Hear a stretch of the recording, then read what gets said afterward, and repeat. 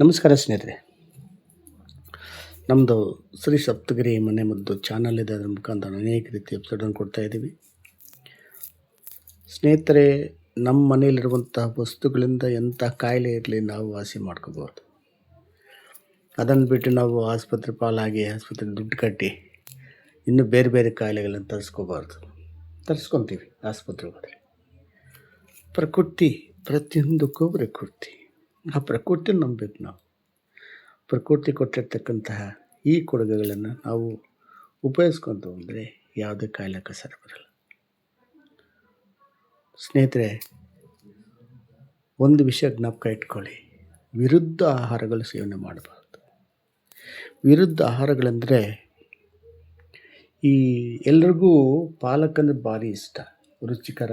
ಅದರಲ್ಲಿ ಎಲ್ಲ ರೀತಿಯ ಅಂಶಗಳು, ವಿಟಮಿನ್ಸು, ನೈಟ್ರೋಜನ್ಸು, ಪ್ರೋಟೀನು ಎಲ್ಲ ಇದೆ ಅಂತ ಅದರಲ್ಲಿ ಎಲ್ಲ ವಿಜ್ಞಾನಿಗಳು ಸಹ ಹೇಳಿದ್ದಾರೆ.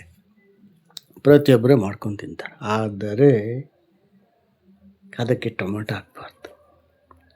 ಯಾವಾಗ ಟೊಮೆಟೊ ಹಾಕ್ತೀವೋ ಕಿಡ್ನಿಗಳಿಗೆ ತೊಂದರೆ ಆಗುತ್ತೆ, ಯೂರಿನ್ ಬ್ಲಾಡರ್ ಸಹ ತೊಂದರೆ ಆಗುತ್ತೆ.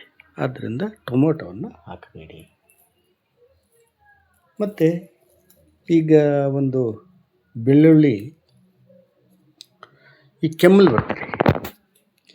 ಕೆಮ್ಮಲು ಬಂದಾಗ ಆ ಸಿರೂಪು, ಈ ಸಿರೂಪು, ಇನ್ನೊಂದು ಸಿರೂಪ್ ಎತ್ಕೊಂಡು ಆ ಟ್ಯಾಬ್ಲೆಟು ಈ ಟ್ಯಾಬ್ಲೆಟು ನುಂಗಿ ನಾನಾ ರೀತಿಯ ಕಷ್ಟಗಳನ್ನು ಎದುರಿಸ್ತೀವಿ. ಅಂತಹ ಸಮಯದಲ್ಲಿ ನಮಗೆ ಲಭ್ಯವಿರುವಂತಹ ಈ ಬೆಳ್ಳುಳ್ಳಿ ಎಸಲನ್ನು 1-2 ಎತ್ಕೊಂಡು ಆ ಒಟ್ಟು ಬಿಡಿಸಿ ಬೆಲ್ಲದಲ್ಲಿ ಸೇವನೆ ಮಾಡಿ. ಬೆಲ್ಲ ಜಾಸ್ತಿ ಇರಲಿ, ಸ್ವಲ್ಪ ಇದು ನೋಡಿಕೊಂಡು ಸೇವನೆ ಮಾಡೋದ್ರಿಂದ ಎಂತಹ ಕೆಮ್ಮಲೇ ಇರಲಿ ಅದು ಮಾಯವಾಗುತ್ತೆ. ಅಲ್ಲದೇ ಈ ಕರಿಮೆಣಸು 1-2-3 ಸ್ವಲ್ಪ ಸೈಂಧವ ಲವಣ ಅಥವಾ ಅದು ಬೆಲ್ಲ ಹಾಕ್ಕೊಂಡು ಸೇವನೆ ಮಾಡೋದ್ರಿಂದ ಈ ಡ್ರೈ ಕಾಫ್ ಅಂತೀವಲ್ಲ, ಕಫ ಬರಲ್ಲ, ಉಫು ಅಂತ ಕೆಮ್ಮುವ ಈ ಡ್ರೈ ಕಾಫನ್ನು ಹತ್ತಿರಗೆ ಸೇರಿಸಲ್ಲ. ಇಂತಹ ರೆಮಿಡಿಗಳು ನಮ್ಮ ಮನೆಯಲ್ಲಿ ಇದ್ದುಕೊಂಡು ನಾವು ಆಸ್ಪತ್ರೆಗೆ ಹೋಗ್ತೀವಿ. ದಯವಿಟ್ಟು ಪ್ರತಿಯೊಬ್ಬರೂ ಅಷ್ಟೇ ಇದನ್ನು ನೋಡಿ ನೀವುಗಳೇ ನಿಮ್ಮ ಮನೆಗೆ ವೈದ್ಯರಾಗಿ.